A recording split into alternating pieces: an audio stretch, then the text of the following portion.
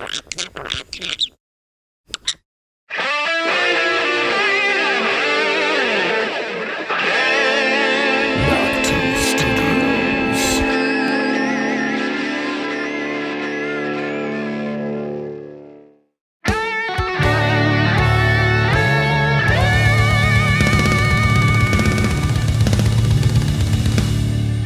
now, Knock 2 Studios presents Common Censored. Our government is letting U.S. food companies get away with serving American citizens harmful ingredients that are banned or heavily regulated in other countries. Even worse, American food companies are selling the same exact products overseas without these chemicals, but choose to continue serving us the most toxic version here. It's un-American. Let me give you some examples of McDonald's French fries. In the US, there's 11 ingredients. In the UK, there's 3, and salt is optional. An ingredient called dimethylpolysiloxane is an ingredient preserved with formaldehyde, a neurotoxin, in the US version. This is used as a foaming agent so they don't have to replace the oil that often, making McDonald's more money here in the United States. But they don't do that across the pond. This is Skittles. Notice the long list of ingredient differences. 10 artificial dyes in the US version and titanium dioxide. This ingredient is banned in Europe because it can cause DNA damage. Artificial dyes are made from petroleum, and products containing these dyes require a warning label in Europe that states it may cause adverse effects on activity and detention in children. And they have been linked to cancer and disruptions in the immune system. This on the screen back here is Gatorade. In the US, they use red 40 and caramel color. In Germany, they don't.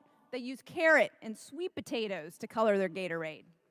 General Mills is definitely playing some tricks on us. They launched a new version of Trix just recently in Australia. It has no dyes.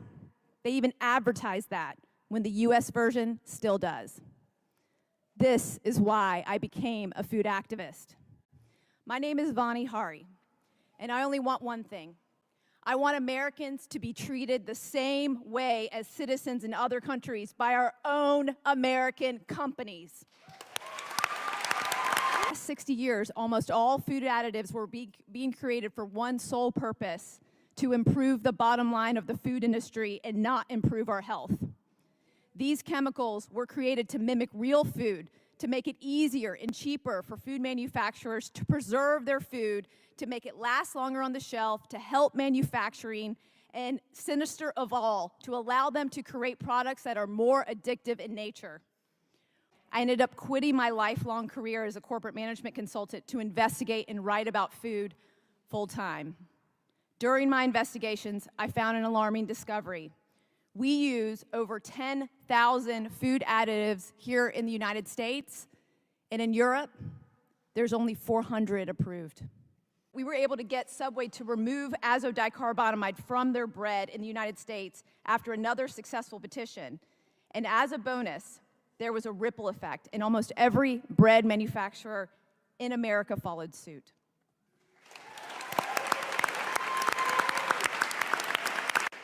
I want to make an important point here. Ordinary people who rallied for safer food, shared this information, and signed petitions were able to make these changes. We did this on our own. But isn't this something that the people in Washington, our elected politicians, should be doing? We deserve the same safer ingredients other countries get. We cannot allow our own American companies to treat us this way anymore. We've had enough, it's unethical, and it needs to stop. Boom, boom, boom, boom. What's up, everybody, and welcome back to Common Censored. That was pretty good. I agree with everything this lady says. They want us dead. They want us sick. They're ruining the food ingredients to make us dependent on big pharma treatments that'll keep us in their control for the rest of our lives. Crazy Bee sent me this one as well. Another way the government is trying to kill us and keep us as lifelong patients.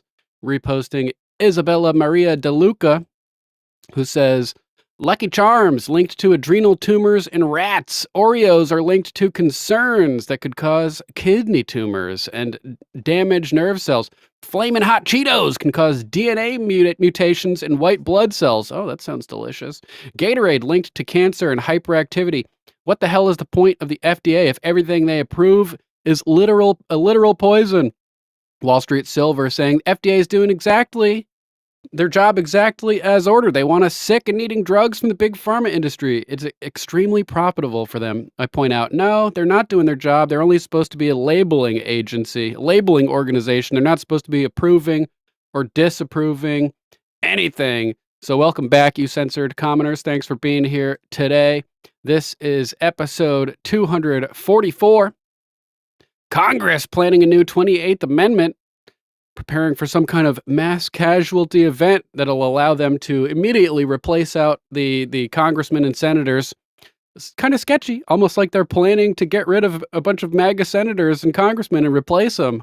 But, you know, I'm just a conspiracy theorist. Speaker Mike Johnson betrays MAGA, pushing the continued resolution to continue funding the government without the SAVE Act to protect the election. So thanks, Mike, douchebag. The House Foreign Affairs Committee has voted to hold Blinken in contempt, and a whole bunch more information that we'll get to very shortly. Thanks again for being here. Make sure to join us Monday through Friday, 6:45-ish Eastern Time, as we cover all the crazy clown world clusterfuck chaos on Common Censored. Use hashtag Common Censored and hashtag InfoInfantry when you share the show. 1 share equals 1 mission completed for the show, and that gets you enlisted in the Info Infantry branch of your choice. 10 shares after that gets you a rank up. Work your way up through the ranks until you're a general in the Info Infantry. You can find us on X at Lord Sterling _. And we still haven't gotten our regular account back. Links to all of the articles, videos, content we discussed today will be posted down in the video description on Rumble immediately following the broadcast. So you'll have those resources at your fingertips, and you'll be able to share them. And Mom Mac will be adding timestamps throughout the broadcast. So if you're watching this later on and you need to maximize the efficiency of your time and attention, hop over there, look at the timestamps in the description, and jump right to the topics that interest you. Thanks, Mama Mac. Appreciate you. And make sure to head over to alplama.com, especially if you're eating Trix or Gatorade or any of those poisonous foods. Instead of being dependent on big pharma, get some natural tinctures to help keep you healthy. All kinds of good stuff over here, so you will not be dependent on big pharma. Thanks, Mama Mac. And if you want to support the show directly, you can head on over to our link tree, where you can find links to our affiliate ship with Golden Cocoon EMF protection clothing.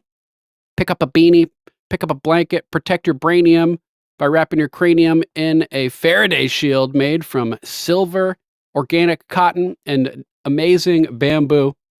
You guys will love them. Take pictures to show off your newfangled fancy tinfoil hats. Tinfoil's great, but silver's better. That's one of many reasons why they call me Lord Sterling. You can also find links to our merch, to our books, to subscribe monthly on Subscribestar and Locals. Hit that beautiful join button underneath the Rumble window and join.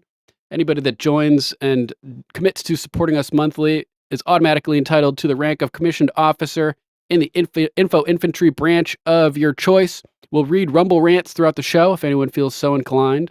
And anybody who Rumble rants or donates via Cash App or Venmo is entitled to the rank of a warrant officer in the Info Infantry. Pick your branch.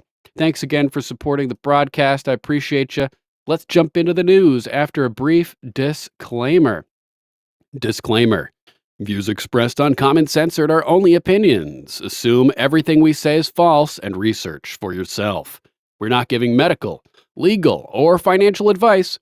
The only advice we are giving is think for yourself. Question authority. Think for yourself. Question authority.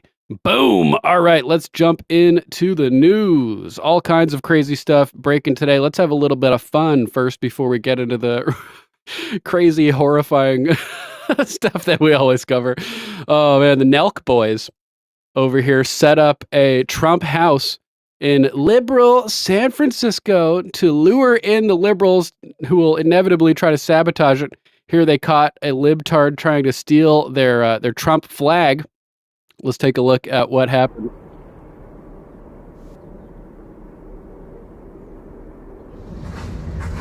Oh, he's gonna steal the sign, and they sabotage it. What the fuck was that? Are you serious? The audacity of him asking, "What was that? Are you serious? Are you serious? You're over there stealing private property." And you have the audacity to complain? Let's watch again. Hilarious.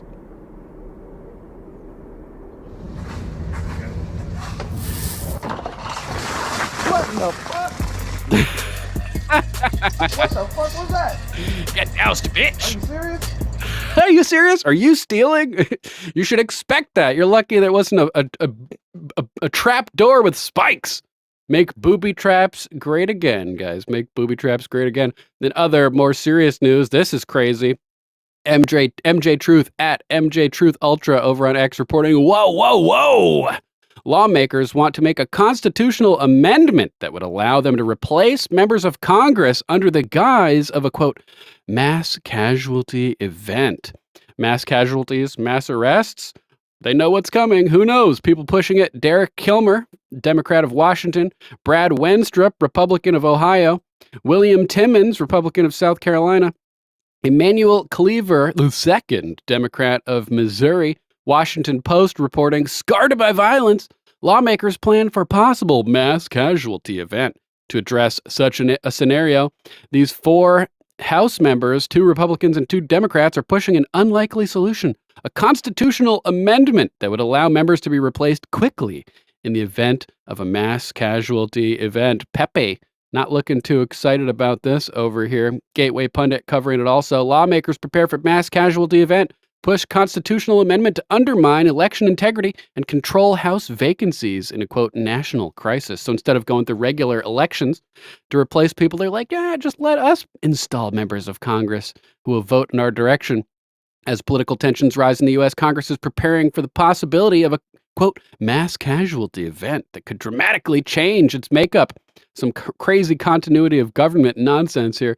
With recent assassination attempts and increasingly heated public discourse, lawmakers are considering drastic steps, including a possible constitutional amendment that would allow for the direct appointment of House representatives in the event of mass vacancies. So they can trigger some kind of event and then just put whoever they want in.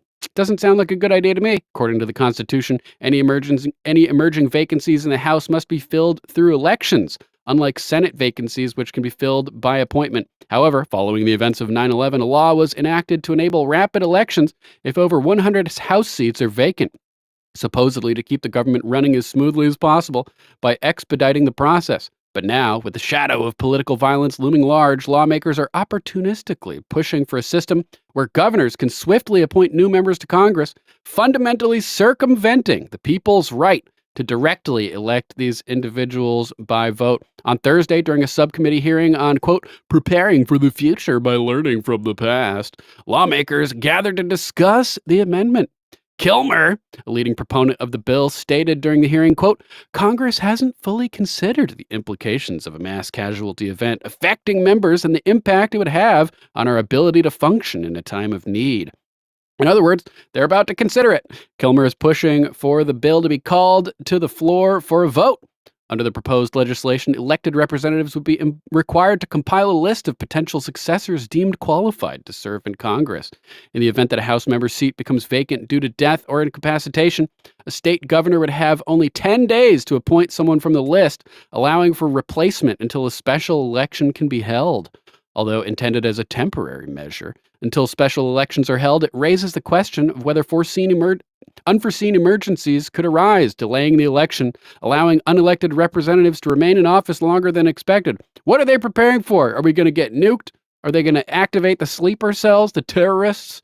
The illegals that have come in through the open border, what is going on here? The bill could set a dangerous precedent, particularly in a time when the public trust in the electoral process is already fragile. So screw it. Let's just circumvent it entirely. Sounds like a good idea if you like dictatorships and hate democracy, which is, of course, the people who scream loudest about democracy hate it the most. Let's jump over to Redacted, who's covering this topic today as well. Here, who's telling the truth about lies and about war and who's not? President Trump, yes, is protecting Israel, but he has said he will broker peace with Russia. He did oppose aid to Israel in the COVID relief packages, and he does speak out against foreign wars. Do I know he will de-escalate? Absolutely no, I don't. But his is the smallest war drum that we currently have on the debate stage. Wouldn't you agree? Yes. Yes, absolutely. But, as people point in the chat out here, people are like, well, Trump said make Israel great again. Yes. So a lot of people here Well, are that's not the wrong fans spot of in the video over here. Sorry, let's jump ahead to, they mention it briefly, and then they go over at 45 minutes. Is it South America? Sorry about that. Can I just, call up these airlines and say, I'd like to take my family on a little vacation. Will the United States government? Oh, I see what's going on here. The timeline's off because they deleted the intro. So my timestamps are no longer accurate. God damn. Sorry about that. Hold on a second. Let's see. They changed the timeline on me. All right, well, you guys get the gist. I'll figure it out in the background, and we'll come back to this in a little bit. Next, let's jump over to a different topic. How about this one? FBI admits stealing silver bars during a raid on a January 6th defendant. Leo Terrell posted this at the Leo Terrell from an article from Washington Times. They just have no respect for you, these greedy sons of bitches. FBI agent admits stealing silver bars during raid on January 6th defendant. An FBI agent has pled guilty to stealing from targets during raids and arrests, including from a man who was part of the mob that invaded the Capitol on January 6, 2021. Nicholas invaded. Did he walk through an open door where the police were waving people in after they unlocked the magnetically sealed doors from the inside? That kind of invasion? Nicholas Anthony Williams, who worked out of the FBI's Houston office but is no longer with the Bureau, admitted Monday to 4 thefts while serving search warrants. One of those was a July 13th, 2023 raid on the home of Alexander Fan, a member of Asians for Trump, who breached the Capitol as part of the protest against the Electoral College count that confirmed President Biden's win. Williams made off with $2,729 in cash and some silver bars, which he later tried to sell. He also stole $1,200 during a raid on another residence on December 16th, 2020. Got $4,145 from a raid on March 15th, 2022, and pocketed a cool $1,574 from a raid on January 12th, 2023. The theft is from Fan is the last one he admitted to, and according to court documents, appears to have led to the agent's downfall. He also admitted to using his FBI-issued credit card to buy 3 cell phones, which he pawned. He spent $899.97 in taxpayers' money and collected just $105 from the pawn shop. Williams also said he lied to the FBI about his credit card purchases by claiming they were legitimate expenses related to the cases he was working. Sounds about right. FBI is asshole. You can't trust them. They'll steal from you. They'll embezzle money from their own organization, and they'll claim it was business-related expenses. Full link, if you want to read more, will be posted in the description immediately following the broadcast. Let's check out this clip posted by Destiny at Destiny15_FL. GOP senators directly call out Biden-Harris rhetoric after Trump's assassination attempts. And while this is going, I will find that other information from Redacted that got jumped around when they deleted the intro and changed the timestamps on me, you bastards. All right, Coach, thanks so much. Well, it appears to be open season on presidential candidates you don't like. Last week, President Trump warned us on the debate stage about the hatred and lie being spread by the left and the mainstream media, making him a target. Now another attempt has been made on his life. Now, what was the media's response during the debate? They brushed it off. AB said, moving on. Let's move on. Well, folks, we're not moving on. The Republicans in the House and Senate are not moving on. We'll fight until President Trump is protected and people realize the danger of inciting violence through their rhetoric and their irresponsible reporting. Kamala Harris, Joe Biden, and others have repeatedly labeled Trump a threat to democracy, fueling a very dangerous narrative. Now, why wasn't this assassination attempt major news? Why did the major TV stations not break from their regular coverage? If it had been Kamala Harris, would the media have remained silent? America has become a powder keg of political violence, pushed to the edge by media, big tech, and inflammatory campaign ads. And we're now reaping the consequences of Joe Biden and Kamala Harris's lawlessness. Their open borders, their cashless bail, their defund the police policies, and the unchecked riots. So we are calling for immediate action, and that's why we sent a letter today to Director Rowe from the Secret Service. 7 members of the Senate have signed that letter. We're asking him to give Trump the same protection as a sitting president. And I call on all the media, especially the legacy media and big tech, to turn down the rhetoric, stop attacking, stop censoring, and report the truth. Might go ahead, I think. Donald Trump nearly lost his life. This is not the first time it's happened in the last couple of months. It's the second time. This was a tragedy that fortunately was forestalled. This gunman, Mr. Ryan Ralph, decided it'd be a good idea to hide and wait for him, knowing that he was going to be golfing that day.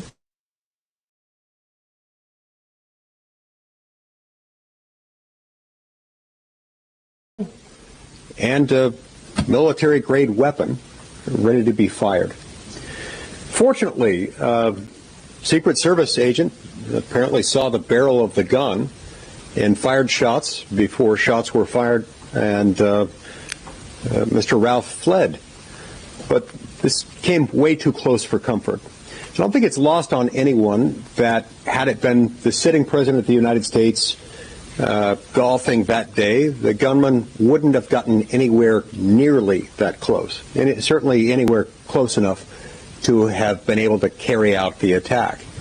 This guy was. He was within 500 yards, and it's very fortunate. We should all be grateful and uttering prayers of gratitude that it didn't end worse than it did, but it still came way too close.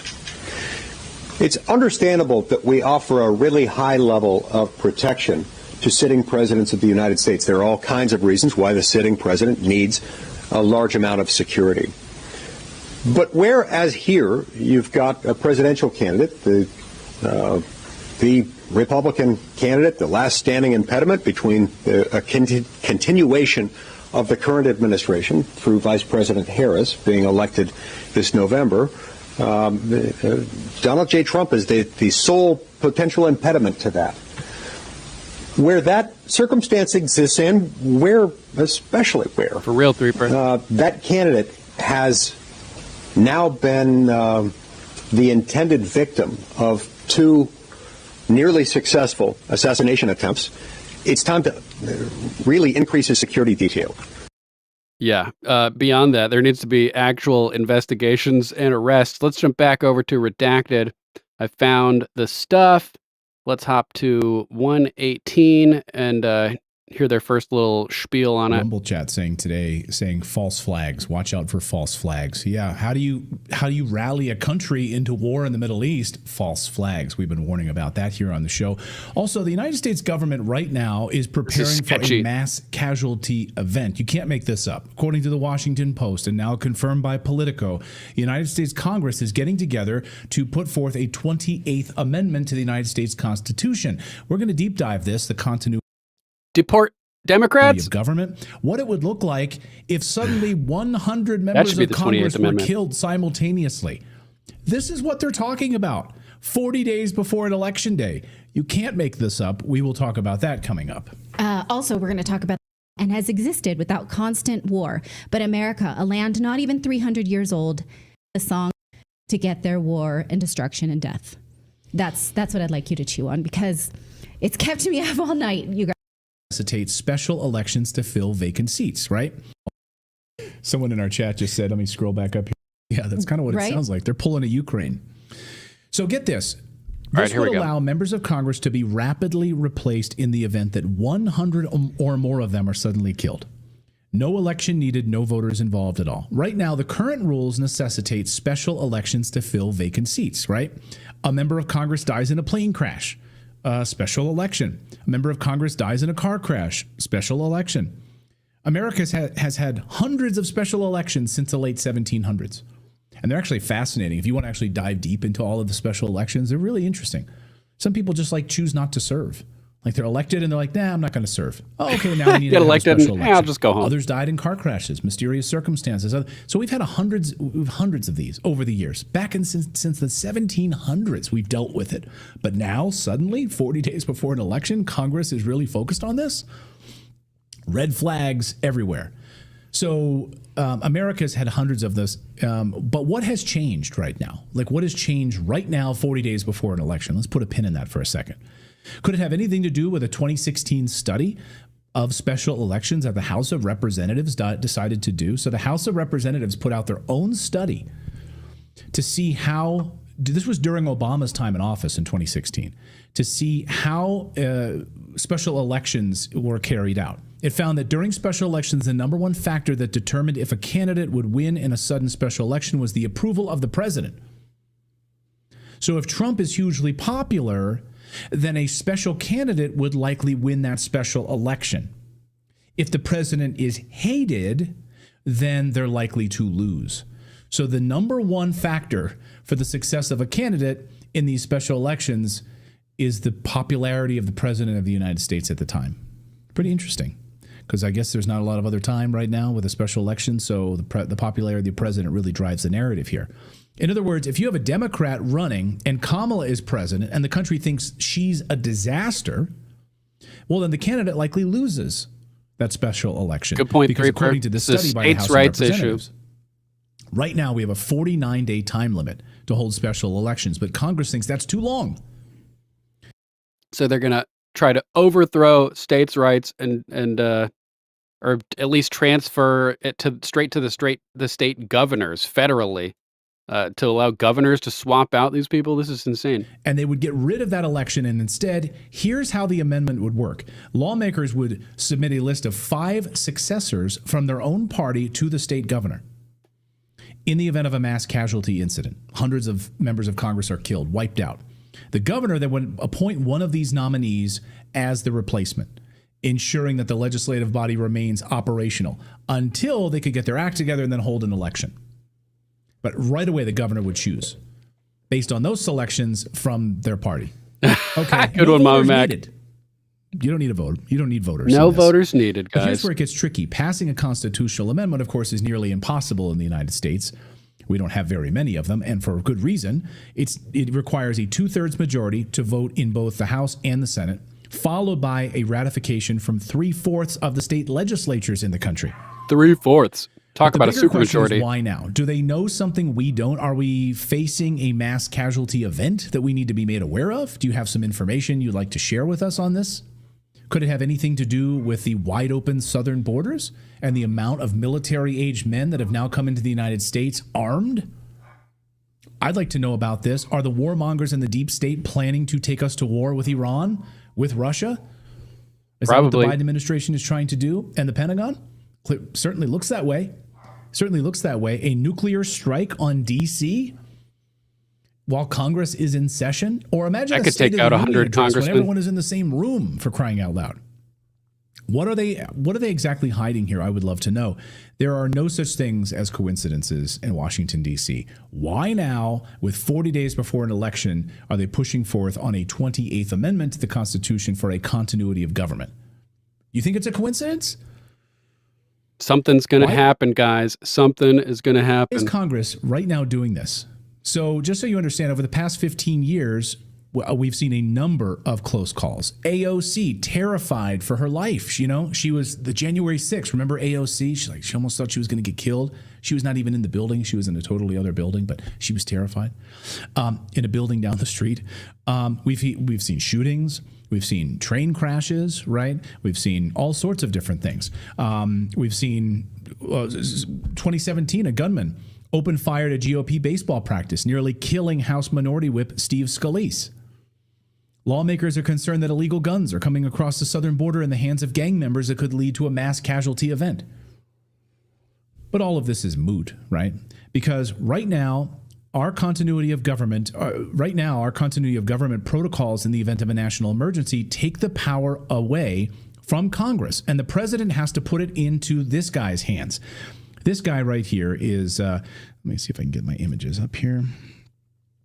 Next image. I can't find next image. So you guys get the gist. This is super sketchy. They're trying to override the process to make it easier for them to swap people out. If there's some kind of contrived event gives them a huge advantage in this situation. Crazy stuff. Let's jump over to our next topic. Missouri v. Biden back to trial court. Government wants to wholesale censor all social media posts.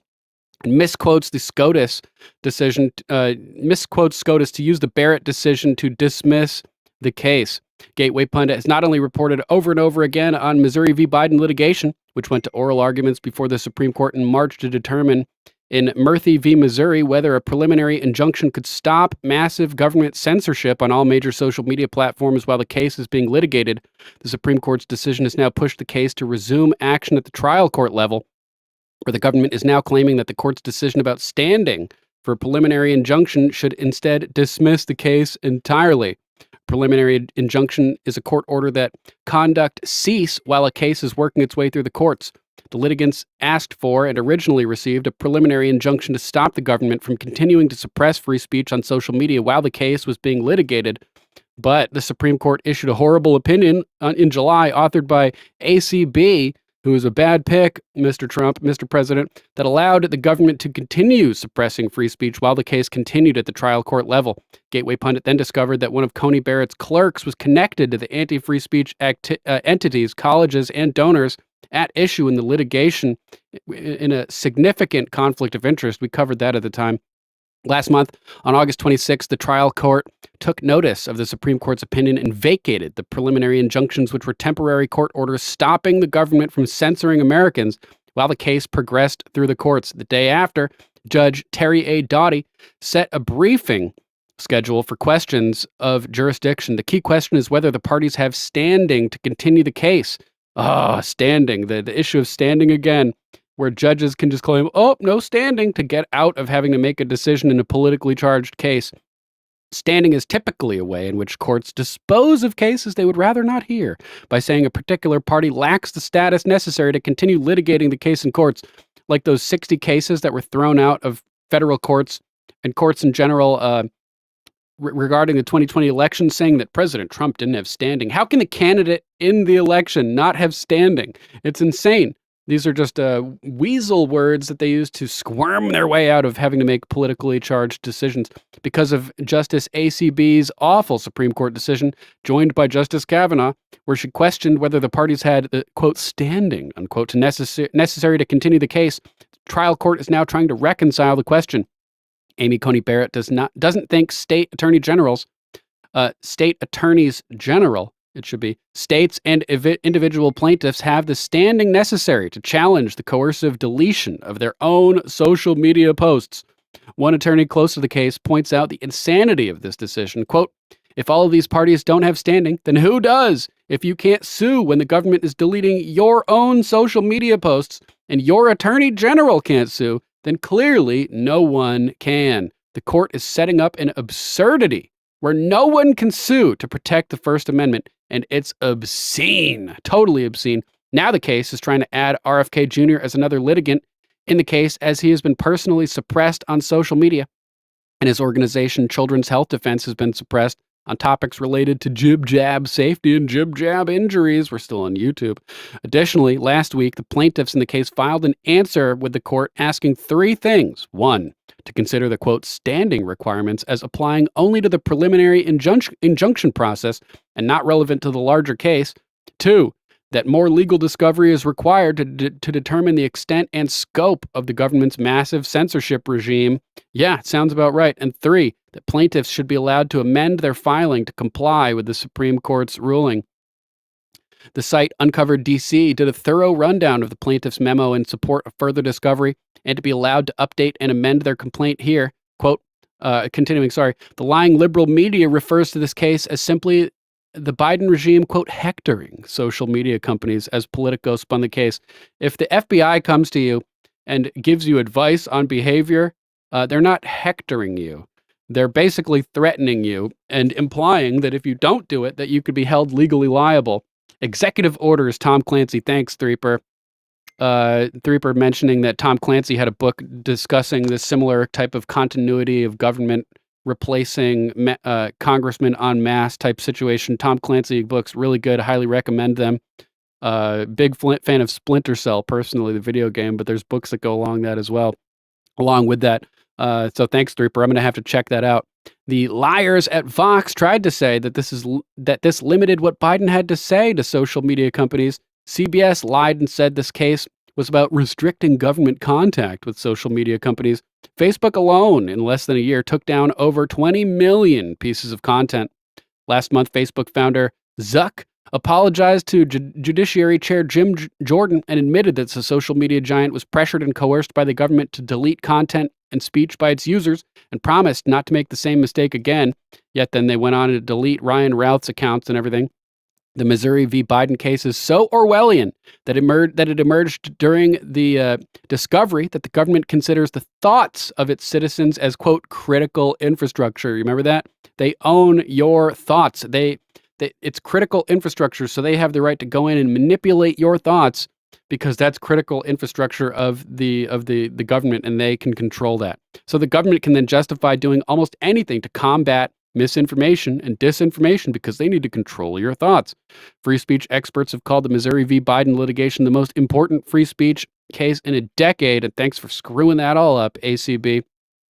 What's happening is that the government is coercing social media companies to delete individual social media posts, ban individual users, prohibit any discussion of certain topics like jib-jab, injuries, voter fraud, the losing war in Ukraine, the China lab origins of the COOF, and the Hunter Biden laptop from hell, but also to systematically suppress the political opponents of the White House. The deep state abused its censorship powers to cement and solidify its control over the public after the rampant and systemic voter fraud in the 2020 election, and you weren't even allowed to talk about it on YouTube, at least not for a long time until they changed that policy finally. The government went after accounts with large followings like Emerald Robinson, and even deleting interviews with dissidents like Dr. Robert Malone, but they also went after people who had few, if any, followers. On behalf of the Ukrainian government, the United States even directed social media companies to suppress criticism by Americans talking to one another on social media of the war in Ukraine. And Hillary Clinton was just saying, well, if people are speaking out against that, maybe they need to be arrested. The courageous attorney generals of Missouri and Louisiana filed suit against the Biden regime, alleging that their citizens' fundamental First Amendment rights have been violated en masse. Gateway pundit, founder, and publisher Jim Hoft, the lead plaintiff in Missouri v. Biden, as well as others. The Department of Justice's attorneys on the case are Indranil Sur, Kuntal Cholera, Cunt Cholera. Damn, that's a crazy name. Kyla Snow, Adam D. Kirshner, Alexander William Resar, Amanda Chusey, and Josh E. Gardner. DOJ attorney Adam Kirshner was found in a prior case to have deliberately misled a federal judge in a decision that was scrubbed from the court records and documents. DOJ attorney Indranil Sur is a former clerk for the Supreme Court Justice Brett Kavanaugh, who gave pro-Kavanaugh speeches before the Federalist Society, praising Kavanaugh's outlook and judicial philosophy. So this case is 3:22-CV-1213 at the trial court in Western District of Louisiana, and we need to keep focusing on this case because this is going to be huge, determining whether or not the federal government has the right to manipulate and coerce social media companies to suppress your speech, as they've been doing and as they want to set the precedent legally to allow them to continue to do. Super, super insane. Threeper says the book Executive Orders picks up directly from Debt of Honor. Debt of Honor actually details the attack on Congress at the State of the Union address. So then this book deals with them trying to replace the congressman for the continuity of government situation. Sounds really good, Threeper. Thanks for bringing that up. Executive Orders by Tom Clancy. Academics Denim. Good to see you, bro. Thanks for being here. Unique Prepping. Z-Man in the house. What's up, brother? Hope you're having a good Tuesday, my friend. Let's jump over to our next topic. Salty Goat at Salty Goat 17 posted this one. Mike Johnson folded again. He agreed to fund the government for 3 months without the SAVE Act. Anyone believe this was a smart decision because the election is right around the corner?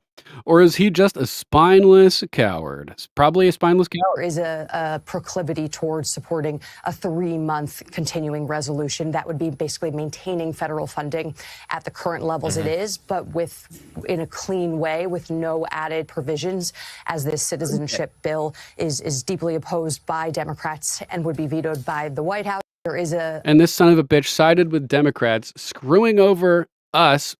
Just don't fund the government. They defunded your businesses during the lockdowns, putting hundreds of thousands of businesses out of business.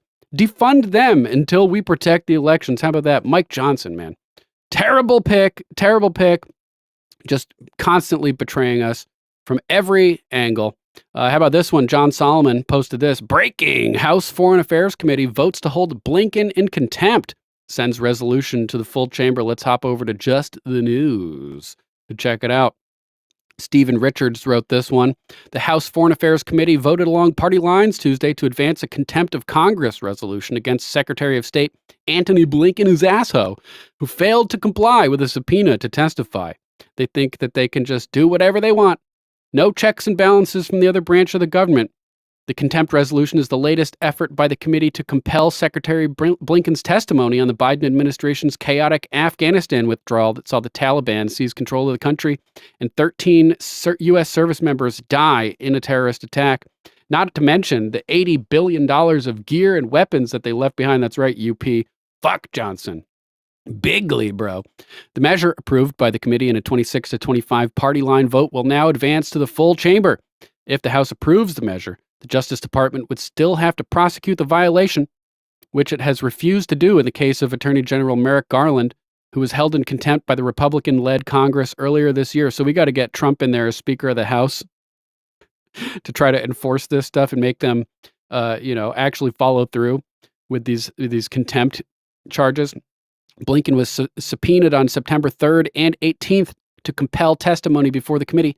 However, the secretary failed to appear at the hearing scheduled for Tuesday, citing scheduling conflicts with the United Nations General Assembly in New York. Oh, so the international global government that's trying to take over the world right now takes precedent over the United States Congress? Correct me if I'm wrong, Blinken, but don't you work for the United States?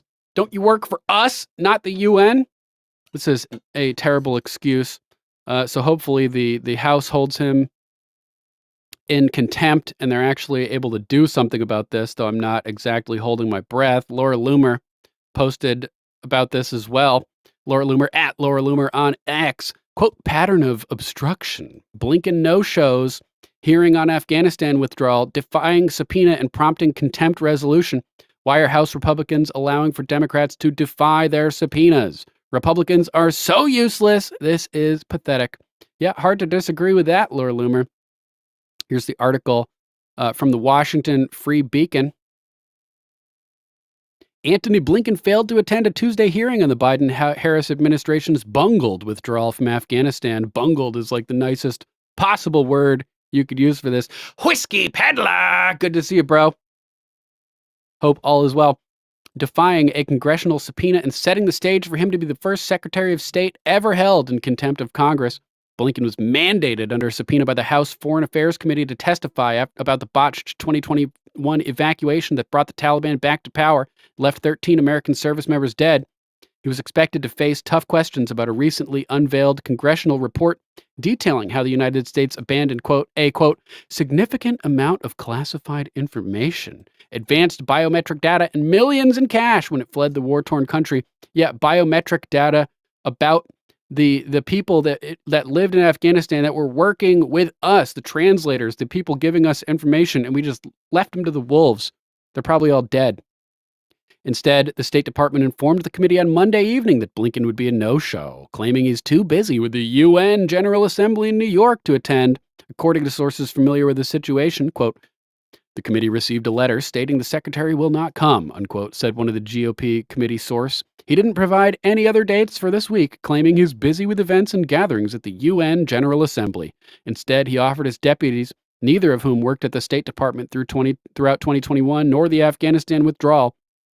Blinken's decision to defy a congressional subpoena angered GOP committee members.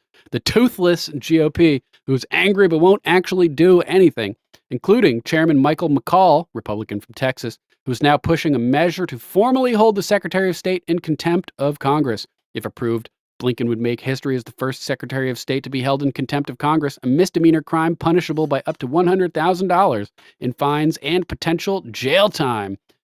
Do not collect, do not pass go. Do not collect $200. Fork over $100,000 and go straight to jail, right away. Biden-Harris administration declined to prosecute Attorney General Merrick Garland after the House voted to hold him in contempt of Congress in June. As the Foreign Affairs Committee gavelled on Tuesday morning, McCaul announced that Blinken chose to, quote, willingly defy this subpoena. The hearing concluded shortly after, with McCaul saying the committee would reconvene today to, quote, begin the formal process of holding the secretary in contempt of Congress. The committee later voted along party lines to advance the resolution, which will now move to the full House. Hopefully they're able to do something. More information about this in the link will be posted in the description of the video immediately following the broadcast. How about this? People like Dr. Joel Wallach, the author of Dead Doctors Don't Lie, who created a longevity supplement company, have talked about for years how if you eat a dozen eggs a day, it'll supplement the cholesterol in your brain, which you need. Your brain is like 70% cholesterol, and it can reverse Alzheimer's and dementia and crazy stuff like this. So we have this interesting new report here. Colin Rugg posted about it at Colin Rugg on X. Colin with 2 L's, Rugg with 2 G's. New man eats 720 eggs in a single month, and his cholesterol drops by 20%. Nick Norwitz at Nick Norwitz on X ate 1 egg per hour for a month. Let's check it out. I ate 1 egg per hour every hour for a whole month. Well, first. Sorry for the low volume. I'll quiet myself so you guys can hear this.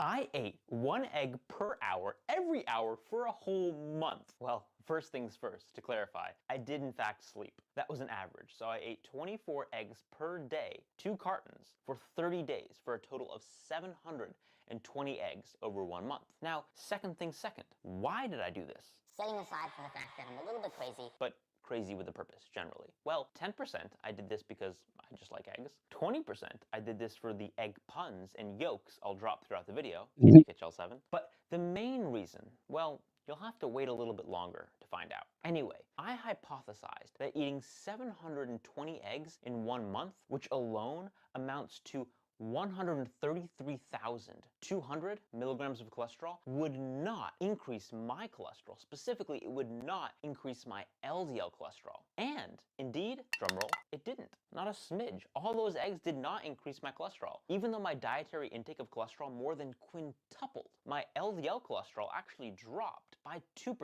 over the first 2 weeks, and then it dropped by 18% more over the subsequent 2 weeks. I'll explain this change in drop slope in a moment, but first, there's mechanistic reason for why dietary cholesterol doesn't increase cholesterol, serum cholesterol, all things being equal. As I've explained in other videos, you can check out this video, while it's been known for some time that dietary cholesterol has very little impact on normal people's cholesterol levels, it was only recently discovered as to why this is, the mechanism. Briefly, just high-level summary, when you eat cholesterol, the cholesterol binds to receptors on gut cells, and this stimulates the release of a hormone called colicin. And colicin binds to its receptor on the liver, called GPR146, and this inhibits endogenous cholesterol synthesis by the liver, so things balance out and homeostasis is maintained. For more on those data, again, check out this video. It's exciting science, exciting science, and it will definitely scramble your brain. Now, why did... Boom. So pretty interesting stuff. Cholesterol actually drops eating a ton of eggs due to that interesting biological mechanism.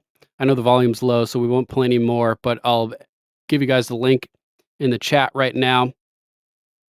so you can have this at your disposal and research it, because they are lying to us about cholesterol. Big league. And we got to get the truth out there and get people healthy and eliminate the scourge of Alzheimer's and dementia and these horrible things that people are suffering from by allowing their brains to be stripped of the cholesterol, and things like statins, medications like statins, just make it worse and exacerbate this kind of problem. Damn, I pulled a Luke Rudowski there and said exacerbate. Oh man, how about this? Just in, son of would-be Trump assassin Ryan Routh arrested for child pornography. I don't know if I can say that on YouTube. Sketchy stuff. Christina Layla wrote this one. The son of would-be assassin Ryan Routh was arrested for CP.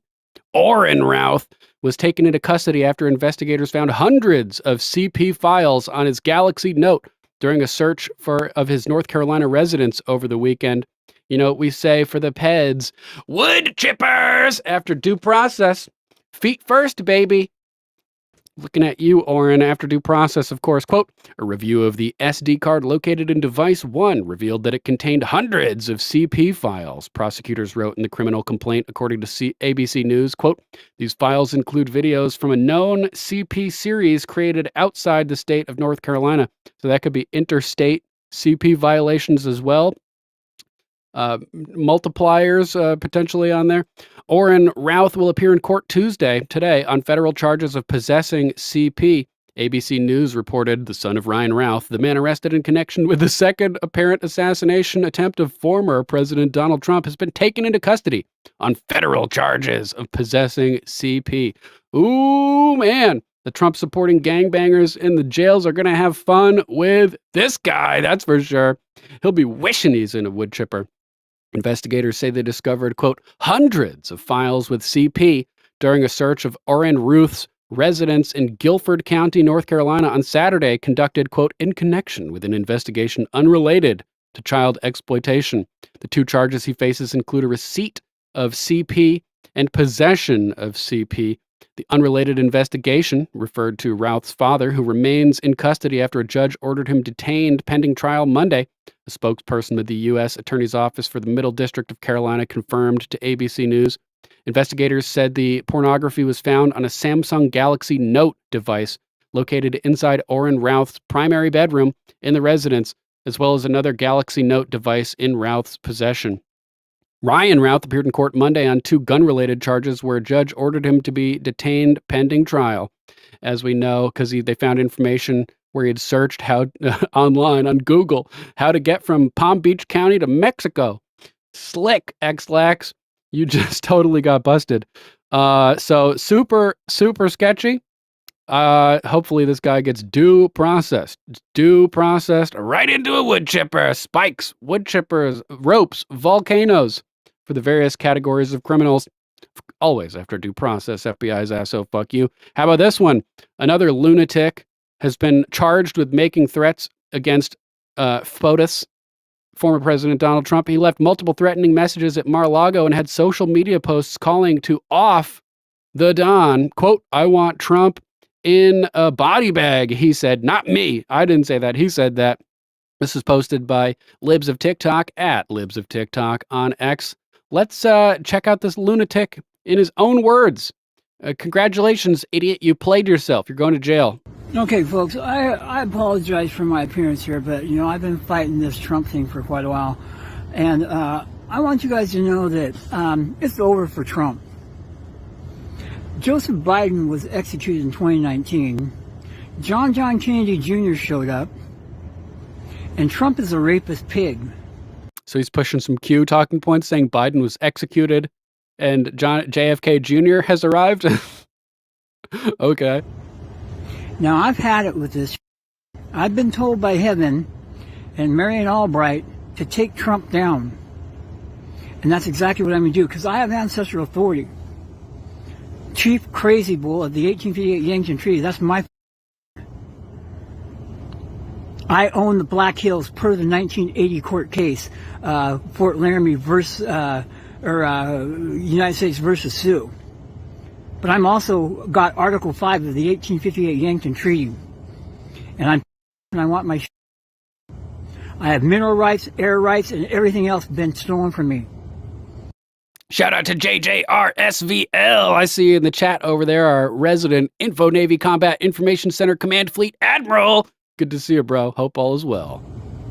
I want Trump in a body bag. I want John Kennedy Jr. in a body bag on TV. And I want the military to turn this country back over to me, well, because we're going to do some other stuff. I got Nice some on other 3 bigger plans going. But I tell you what, Trump, Donald J. Trump. I tell you what, you're going to jail, bruh. You are hereby expelled from heaven. Your immunity is revoked. And as the king of everywhere, Trump, you're going to have your head chopped off. These people are out but of their not first, freaking not minds. before first being stabbed in the heart with a wooden stake. A wooden stake? Empire, just like Kennedy. But I want the Kennedy's assets seized. Yeah, now Trump's he's God, Donna. assets Exactly. I noticed that too. You're the expelled Flynn's from heaven. assets seized and the Spencer's assets seized. All of it. Now, I'm not joking here. I'm tired of this.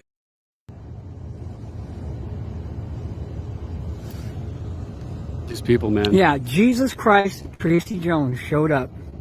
They're out of their Because minds. somebody let off a God particle, and Trump blew off a couple of Trump and Kennedy blew off a couple of more nuclear warheads.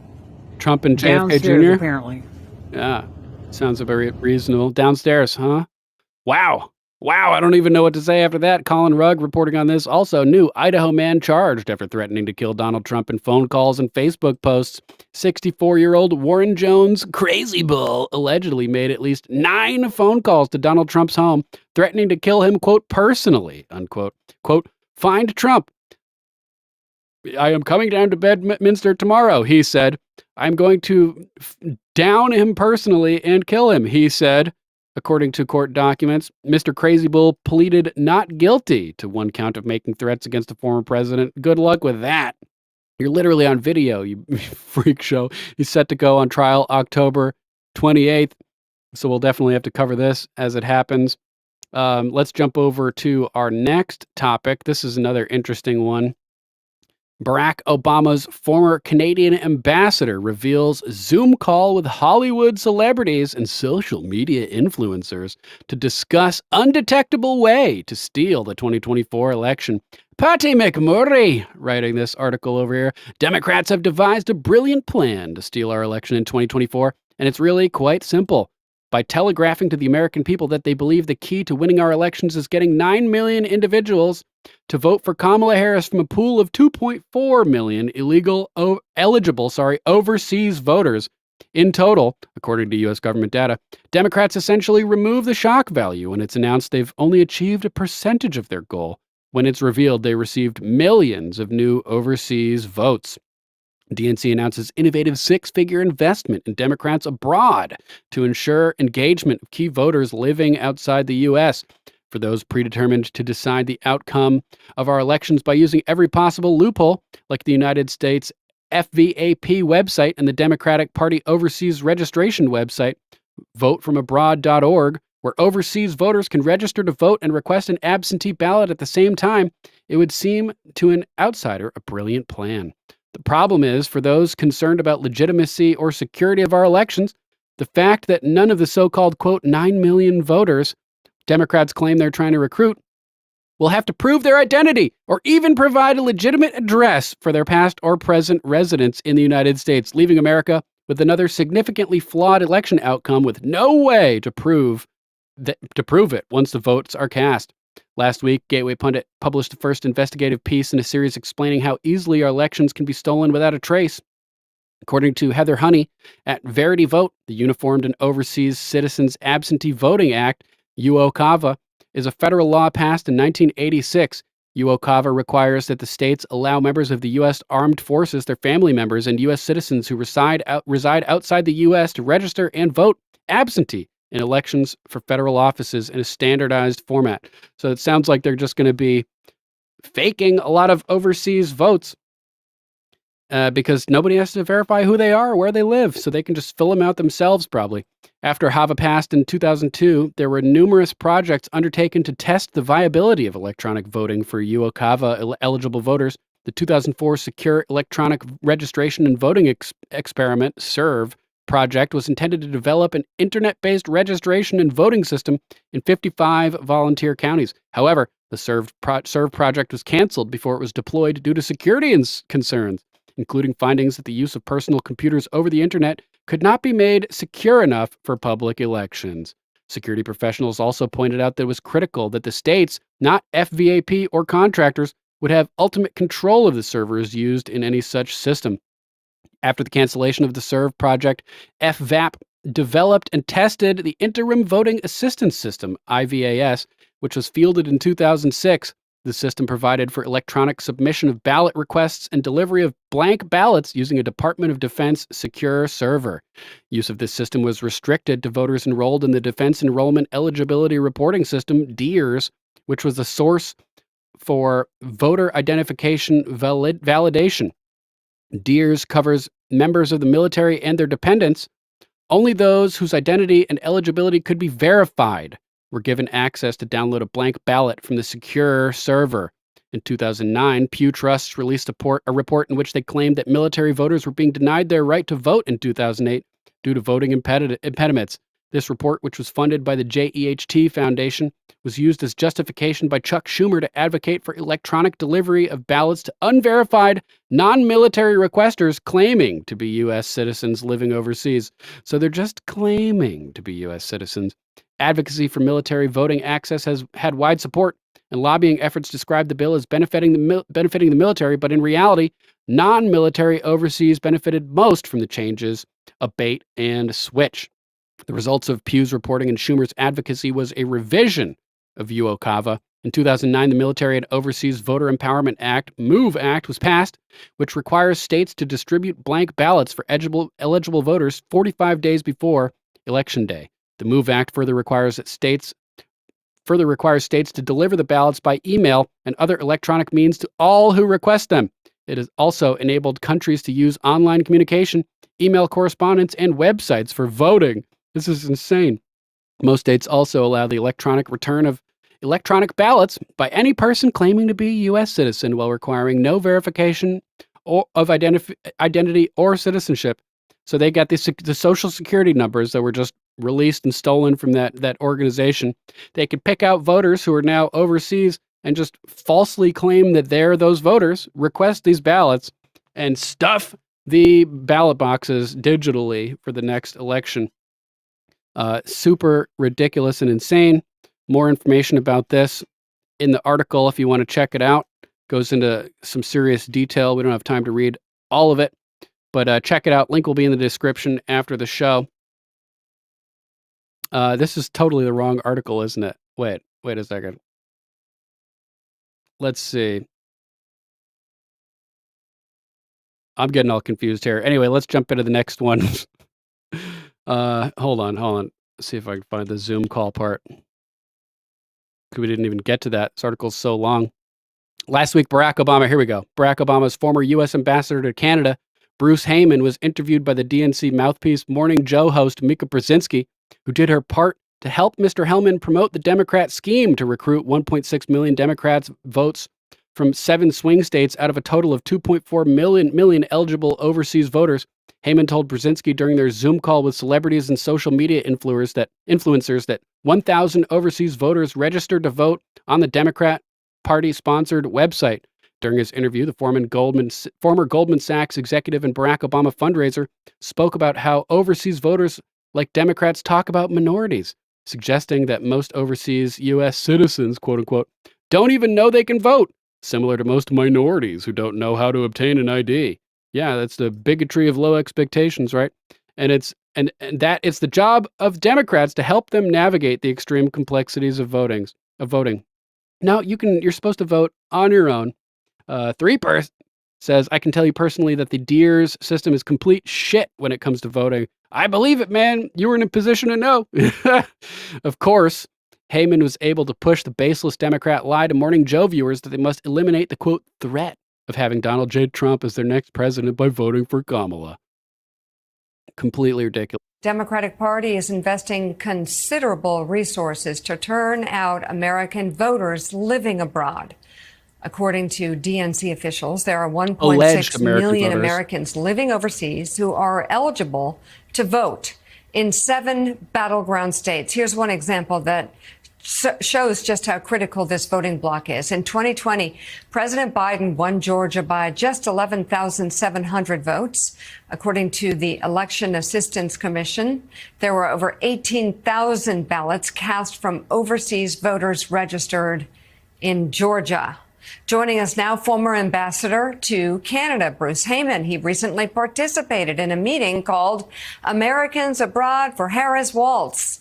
So let's send out a bazillion ballots to people who claim they're Americans with no validation of who they are and over unsecure systems. Sounds like a great idea, Democrats. Clearly, they're trying to steal the election as expected.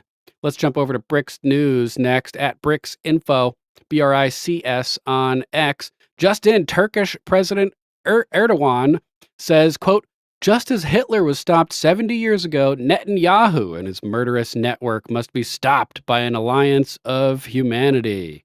Pretty crazy, pretty crazy. Al Jazeera reporting Turkey's President Recep Tayyip Erdogan says the UN and the, quote, values of the West are dying in Gaza, and asked those who sit on the Security Council what they're waiting for to, quote, prevent the genocide. Let's listen to this clip. In Gaza, not only children are dying, but also the United Nations system. The values that the West claims to defend are dying. The truth is dying. The hopes of humanity to live in a more just world are dying one by one. I am asking you bluntly here, openly, frankly. I call out to you, oh, human rights organizations. Are those in Gaza and the West Bank not human beings? Do children in Palestine have no rights? Can't they play out on the streets in their homelands safely? And calling out to the international press organizations. Aren't the journalists murdered by Israel on live TV your colleagues, whose offices were actually raided as well? I call out to United Nations Security Council. What are you waiting for to prevent the genocide in Gaza, to put a stop to this cruelty, this barbarianism? What are you waiting for to stop Netanyahu and his network, who is endangering the lives of the Palestinian people, which is a part of a mass murder network? And what are you still waiting for to stop them, putting to danger their own people and the entire region for political gain? Crazy, crazy stuff. More footage. I haven't been able to find a video. This might be the video of him comparing Netanyahu to Hitler. Let's see. Israel's stalling and deception should not be given any more credit. In the absence of the implementation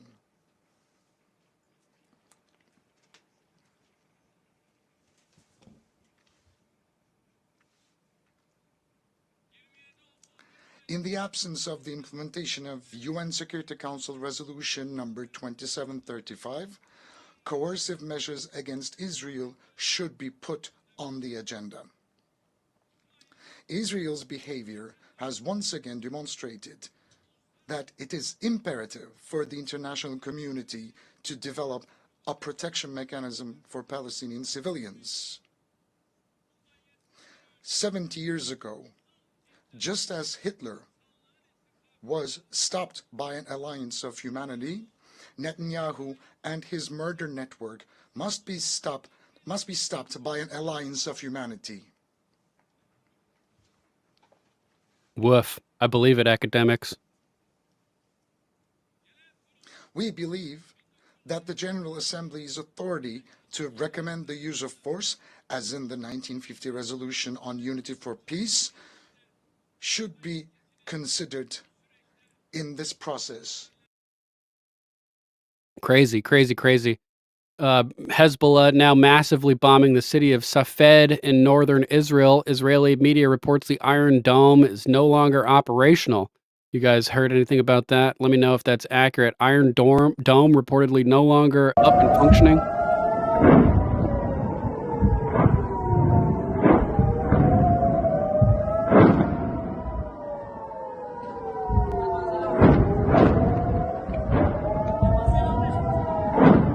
אין כיפת ברזל. אין כיפת ברזל, תראה מה הולך שם. כיפת ברזל עובדת. So that's pretty crazy. Meanwhile, the indiscriminate bombing of Lebanon by Israel has now resulted in the killing of UN staff over in Lebanon. UNHCR Lebanon posting, "We are outraged and deeply saddened by the killing of 2 beloved members of the UNHCR family and extend our deepest sympathies to their families. The protection of civilians is a must, in line with obligations under international humanitarian law." That's right. Just indiscriminately exploding pagers and walkie-talkies, bombing residential areas with no regard for civilians is war crimes. It's war crimes. Doesn't matter which side of the agreement or of the conflict you fall on. These are war crimes, in my opinion.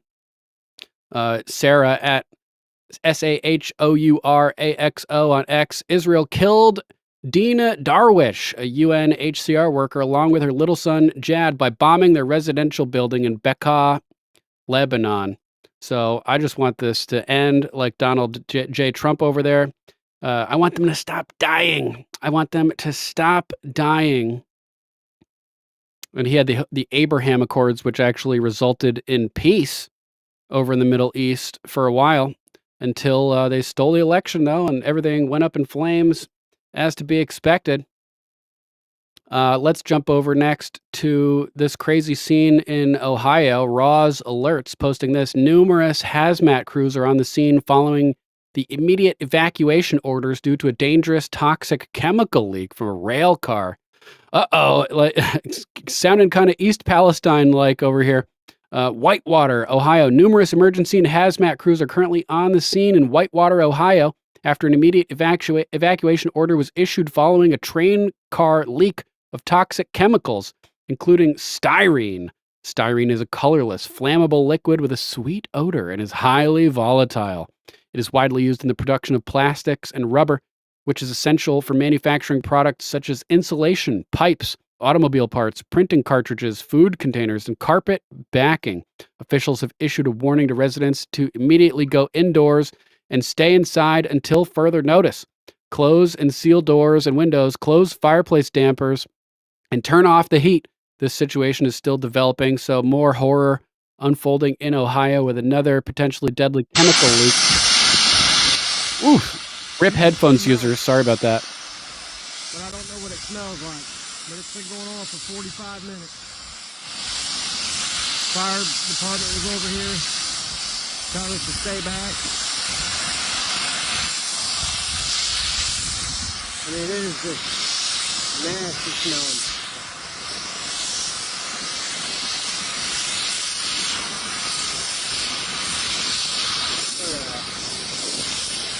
Yeah, what is it with Ohio Tri-Stater? Yeah, exactly.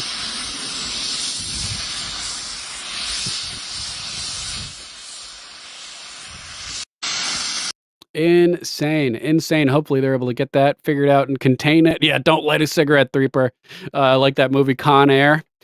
He's like, the dude's begging Cyrus for mercy. Sayonara. Tosses the cigarette. Boom. Explosion. How about this? Wow, the streets of Japan have been taken over by Japanese Trump supporters chanting, "Fight! The people of the world love Trump." We know the fake news won't report this, so share it to make it go viral. Check it out. Trump. A Trump kaiju.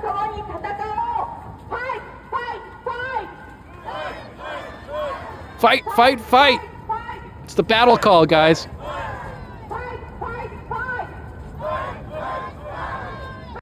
So cool. Japan coming out to support Donald Trump.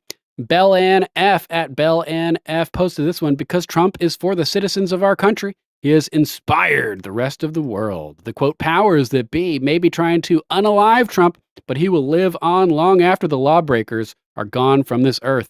Trump has encouraged the world to fight against tyranny, against the New World Order, and for free speech, along with all their other God-given rights. This is why the globalists and profiteers who need complete control hate Trump with a passion and will do anything, and I mean anything, to silence him and those who want to keep freedom for themselves, their children, and their grandchildren. As they say, Kaiju Trump has taken over Japan.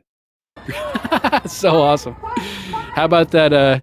What was it? Warhammer 50K Trump character as the God Emperor in the Italian parade with like an 80-foot tall Trump with a massive sword that had the Twitter logo on it, fully articulating and moving around.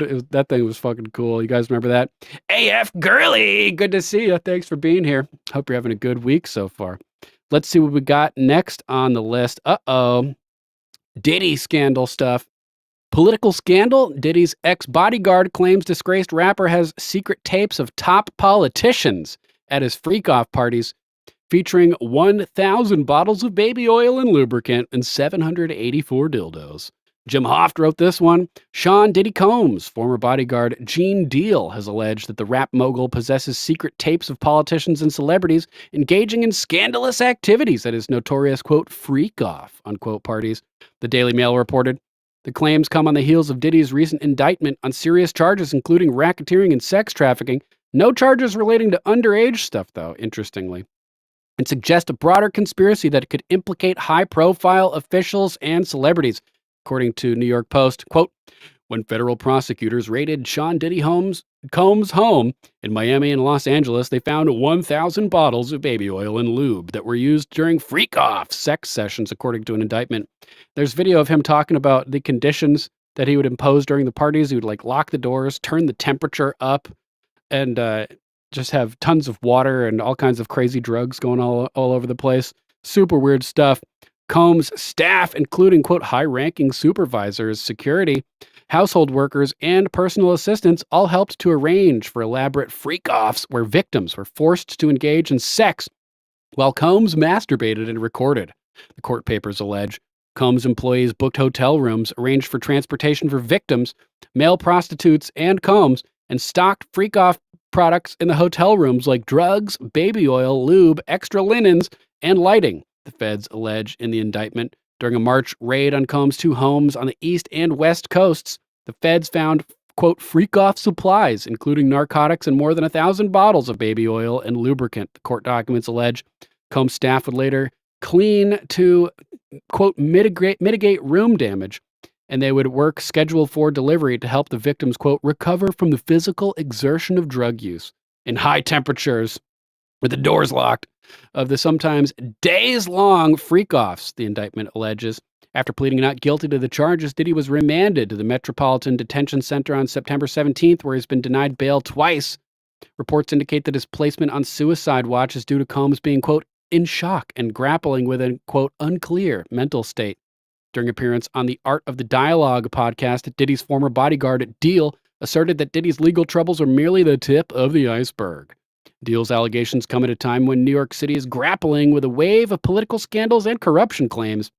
He suggested that Diddy's arrest is intricately linked to a series of recent resignations and investigations into corrupt practices among city officials. Let's check out some of this video. I guess I'll read the relevant stuff real quick. Quote, you know who else they were doing an investigation on during that whole time period? It was the mayor and politicians of New York City. They turned around, gave him the key to the city. All the mayor's people that he brought in here in New York are resigning. They're all resigned, said Deal. People are not going to tie this together, but if you look at it, you have to say, because of Mayor Adams and his relationship with Diddy, it brought on the Southern District of New York to start investigating Diddy on civil lawsuits that were filed against him because the feds are going after all these politicians in New York City. When asked if any celebrities appear on the alleged freak-off tapes, Deal responded, quote, Diddy hosted celebrity parties, so what do you think? I think they're not telling the whole truth. Let's check out some of this interview. The Art of Dialogue. Yeah, that's crazy. But the feds, they also revealed that they got photos and videos of Diddy freak-offs. When they did that raid, you understand, what they did was prior to the raid, they reviewed that civil lawsuit. And that civil lawsuit told, Cassie's civil lawsuit was LaRod had already did it. LaRod hadn't did his yet, did he? Big as life. Good to see ya. Did LaRod do his lawsuit before the raid or after the raid? Oh, before. Yeah. So what they did was they reviewed both of those civil lawsuits and found that there was some criminal activity in those lawsuits. We spoke that on Art of Dialogue. We spoke about that on your show. I said if they really wanted him, all they had to do was review those civil lawsuits. And once they find the criminal activity in those, they could bring him in. Now, did the Federal Bureau of Investigation in Miami do it? No, they didn't. Did California do it? No, they did not. Donna, to answer your question, I think that they were watching him the whole time. I think that they were working with him, and that just for some political reason, he's now being the fall guy. But I think he was working with the state and the feds the whole time, in my opinion, Epstein style. The Southern District of New York, they took it upon themselves and put on that raid and everything based on the information they found in Cassie lawsuit and the information they found in Little Rod lawsuit. But all this is bigger than Diddy. It's bigger than Diddy, bro. He finna run. Because you know who else they was doing investigation on during that whole time period? It was the mayor and the politicians in New York City. They turn around and give him the key to the city. All the mayor people that he brought on here in New York City are all resigning. They all resigning. People ain't gonna tie this together, but if you glad look you're feeling at better, it, Mama Mac. you have to say, because of Mayor Adams and his relationship with Diddy, it brought on the Southern District of New York to start investigating Diddy on civil lawsuits that was put against him. So, link to this, if you want to watch the rest, will be in the video description following the broadcast. Let's jump over to Sherry at FFT1776 on X. Ashton Kutcher has a long history with P. Diddy. Has anyone checked Kutcher's social media? Did he scrub it? Must listen. Ian Carroll covering it. There's some sketchy stuff going on with Ashton and that 70s show. Mila Kunis was like 13 when she was on that show, claiming to be 18. And weird pedo type stuff was going on. A really, really messed up situation. Let's hear what Ian Carroll has to say. You know the story from 2001 when a young Ashton Kutcher got stood up on a date and then the next morning that girl had been murdered? And you remember how Kanye said that they couldn't control him because he ain't never killed no one? And listen, I'm not accusing Ashton Kutcher of murder or anything else. I'm just saying there might be a lot of skeletons in his closet. And this story is pretty weird. And it was a crazy unsolved murder case from the start. But then just last year, a new spicy detail dropped that is just tinfoil maximum. So on the morning of February 22nd, 2001, Ashley Ellerin's roommate got home from a night out and found her murdered, stabbed to death 47 times on the floor of the home that they shared. She called police, obviously, and they started investigating. And then they got a call from Ashton Kutcher freaking out because he said, my fingerprints are gonna be on that door handle and I need to explain what happened. Remember, this is way back when he was just a few seasons into that 70s show and he had just starred in Dude, Where's My Car? And what Ashton told police at the time is that he had met her a week before at a party at her house. They'd been acquaintances and they decided to go on a date. They had a date scheduled for 8 p.m. on the 21st. They were gonna go out to a Grammys after party, But then he went to his buddy, Christy Swanson's house to watch the Grammys. And he wound up watching the Grammys through 8 o'clock. And he called her and was like, hey, I'm going to be late at 8:24. She said no problem. She had actually just gotten out of the shower and she was going to blow dry her hair. She would speak to him soon. So then an hour and a half later at 10 p.m., he called her to let her know he was on his way, but she didn't pick up. So he redialed her a couple times. She didn't answer, and he eventually showed up at 10:45, more than 2.5 hours after their date was supposed to start. He arrived at her house and knocked, but the door was locked. He couldn't get in. He tried the handle. And so he looked in the window, and he says he saw what appeared to be a red wine stain on the carpet. I didn't really think anything of it, he said. And then he left, thinking he had been stood up. They never investigated him. He was not a suspect. They didn't take any DNA from him. The case went unsolved for 7 years. Whoa, crazy, crazy. Unique prepping. Wow. My governor just fucking said that Trump better, quote, behave when visiting Aurora. Uh-oh. What's going on with that? You got a link for that? If you do, let me know what the details are with that. Thanks for the update, UP. Make sure to subscribe to Unique Prepping on YouTube. Thanks for the tip, brother.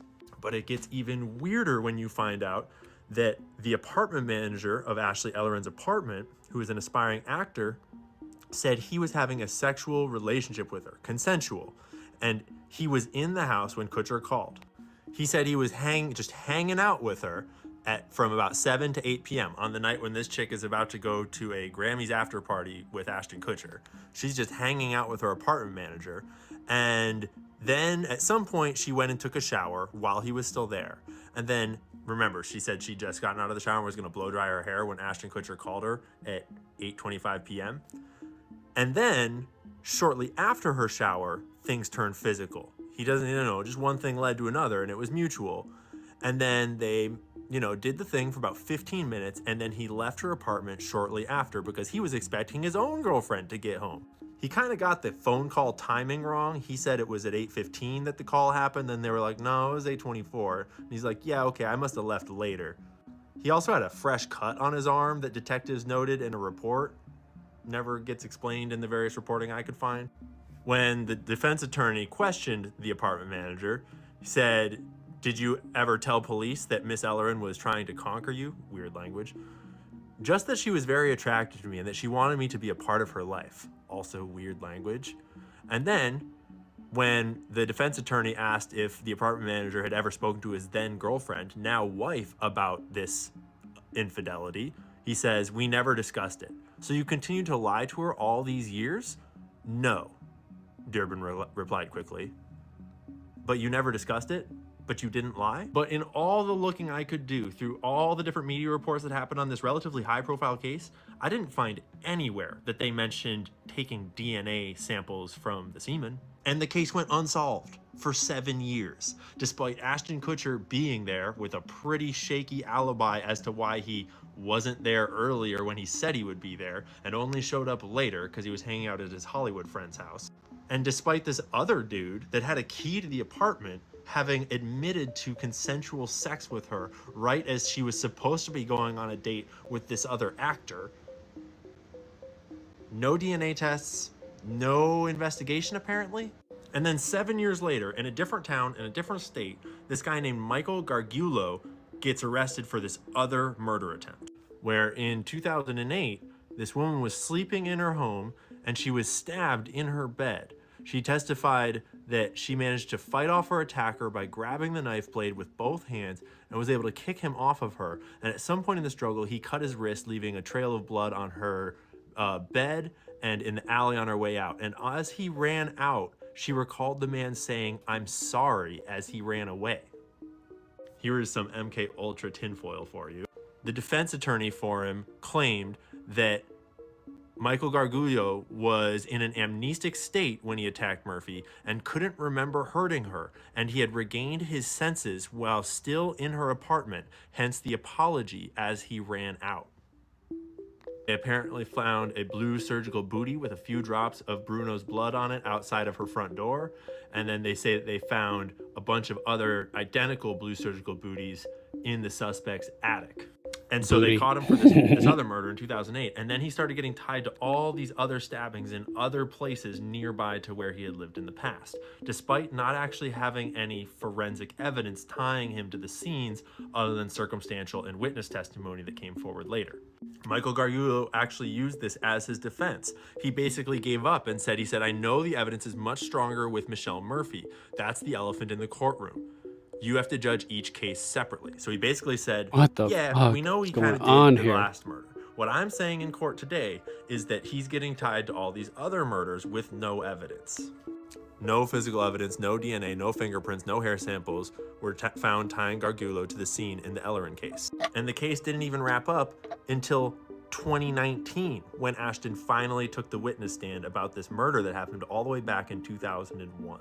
And then just last year, a really weird detail got dropped when Ashton and Mila's friend, Danny Masterson, got convicted of multiple rapes and sentenced to 30 years to life in prison.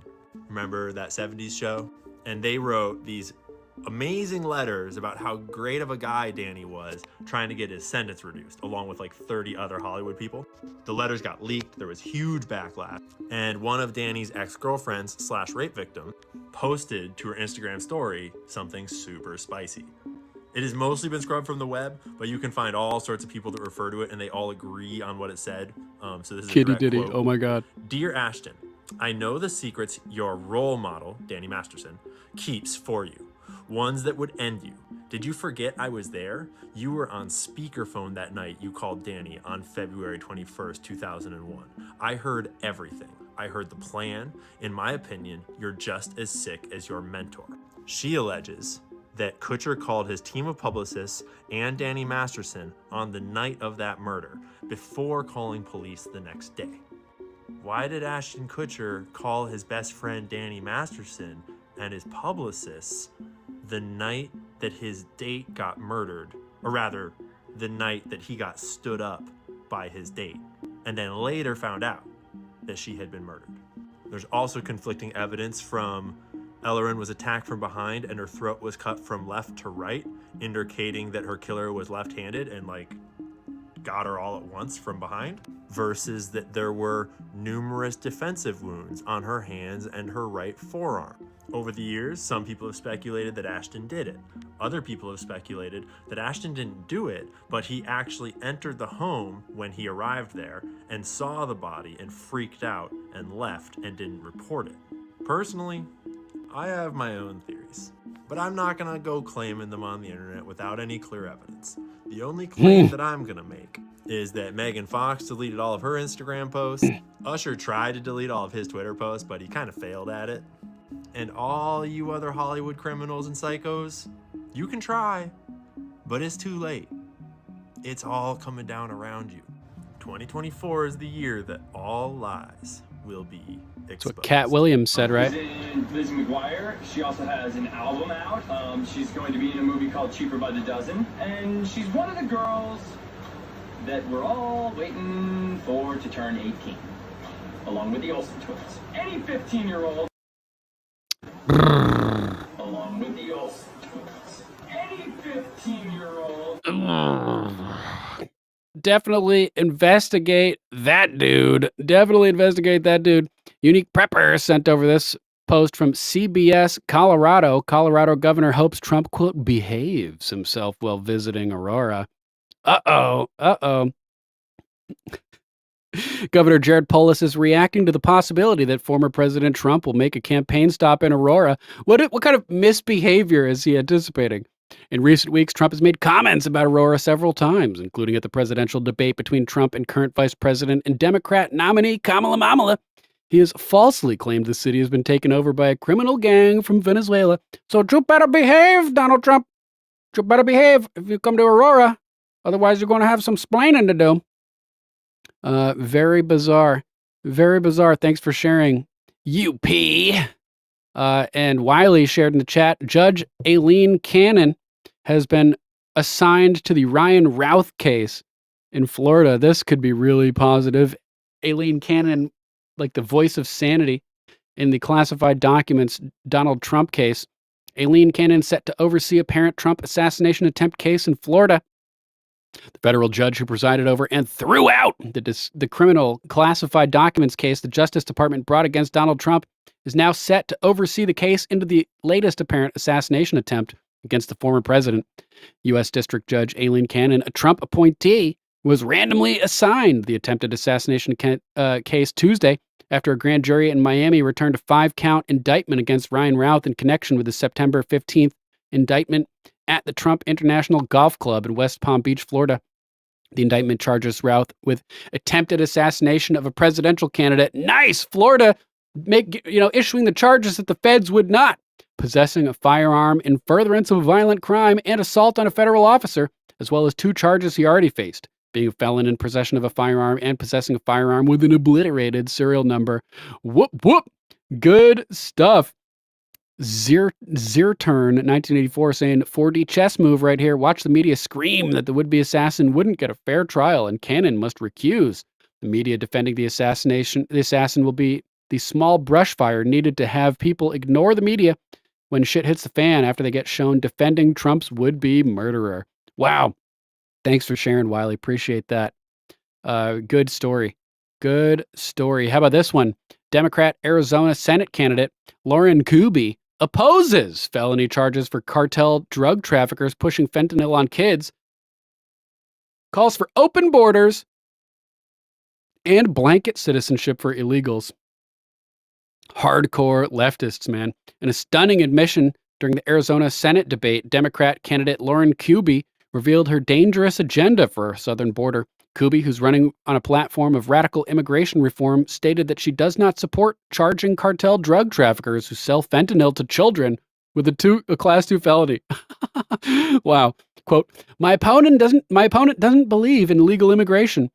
Only illegal. She is against Prop 314, which 63% of Arizonans want. She says selling fentanyl to kids doesn't need to be a Class 2 felony. Kuby is too extreme for Arizona, said Roxana Holzapfel, who is running for AZ Senate in District 8. And this is, she's a Republican. This comes at a time when fentanyl deaths are skyrocketing across Arizona, with Maricopa County seeing a shocking 5,000% increase since 2015. Wow. Insane. Instead of holding traffickers accountable, Kuby wants to open our borders even wider and grant blanket citizenship to illegal immigrants. If you just grant blanket citizenship, so many people will come in. They'll all be made citizens. They'll all be leeching off the public dime, and the entire country will be $100 trillion in debt as opposed to only 35. Quote, we need the DREAM Act to pass. We need to find pathways to citizenship for undocumented immigrants. You mean illegals? And we need to overhaul the visa system so we can address labor shortages and reunify families. Bullshit. I embrace a humanitarian approach and want our state to treat migrants with dignity and respect. No, they violated the law. Deport them. That means improving conditions in detention centers and ensuring that people have access to legal representation, said Kuby. Is this the kind of leadership Arizonans want? A candidate who prioritizes lawbreakers over the safety of American families? The Democrats' open border policies are not only reckless, but deadly. Indeed. Next, let's jump over to Sprinter. At Sprinter Family.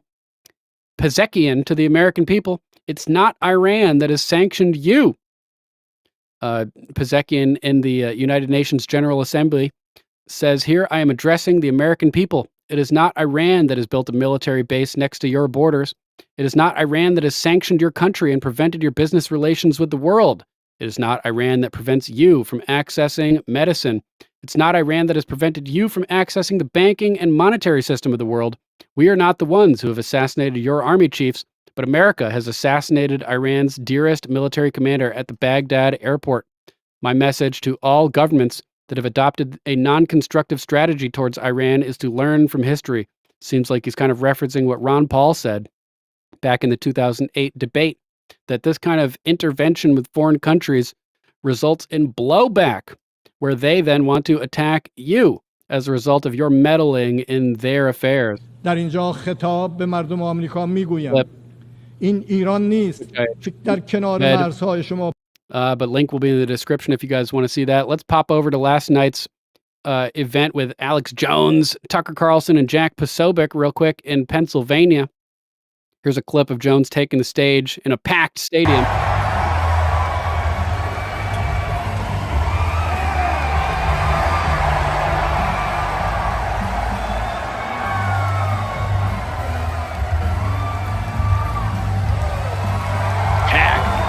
Packed. Look at that. Full house, man.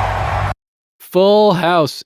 And they spent some time meeting and greeting with their people that went to visit them, taking pictures. Pretty cool. I know it's good, but we can make it better. Here we go. Yes, thank you. God bless you, brother. We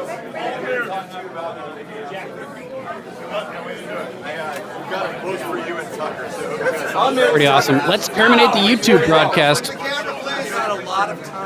and go over to Rumble and Exclusive. Yes, thank you very much.